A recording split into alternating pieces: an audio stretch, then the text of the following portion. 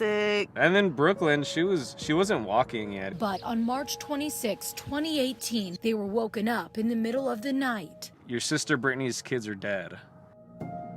Brooklyn and Christopher, still strapped into their car seats, died from exposure after their mother Brittany left them in the car for hours. Sadly, it was a call Vincent and Amber saw coming. Obviously, I was extremely sad and distraught, but it was like just anger, you know, and like almost not surprised. Like I knew it was gonna happen. Not surprised because he says his family saw red flags about his sister Brittany, who they say had struggled with mental illness her entire life.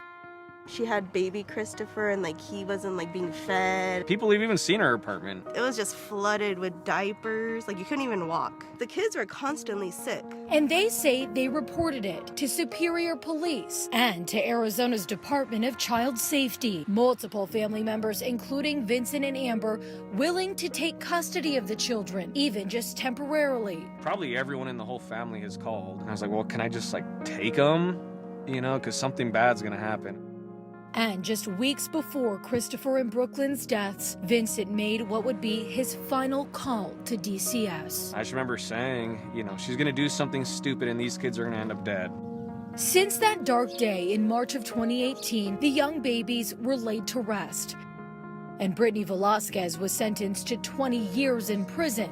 DCS put out a statement shortly after the children's deaths. The statement says the department had 2 prior reports involving Brittany and her children. They say there were no signs of abuse or neglect. Amber and Vincent say DCS was called 5 to 10 times. The Department of Child Safety declined multiple requests from 12 News for an on-camera interview. You know how helpless it feels? Christopher and Brooklyn's deaths were preventable, and it's hard to believe they're just 2 of 165 children that DCS has confirmed died from abuse or neglect since 2015. 2/3 of those children 2 years old or younger. And like Christopher and Brooklyn, at least half of those kids were from families known to DCS. We can't bring these children back, but we can put measures in place to prevent these tragedies from going forward. Darcy Olson is the founder of Generation Justice, which works to protect children from abuse and neglect and examine the child protection system. The body count doesn't lie.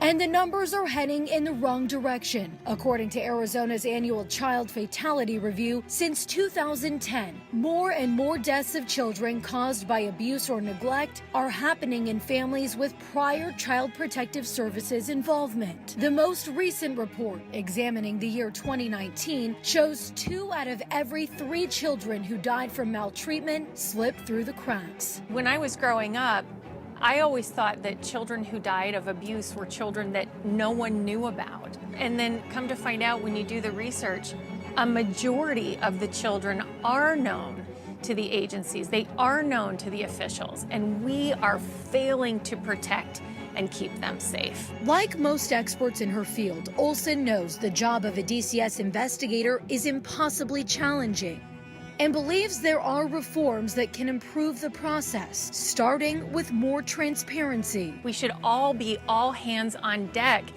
to figure out what went wrong so that the next child lives. Number 2, we need a red flag law. We need some black and white rules about when you have to move a child to safety.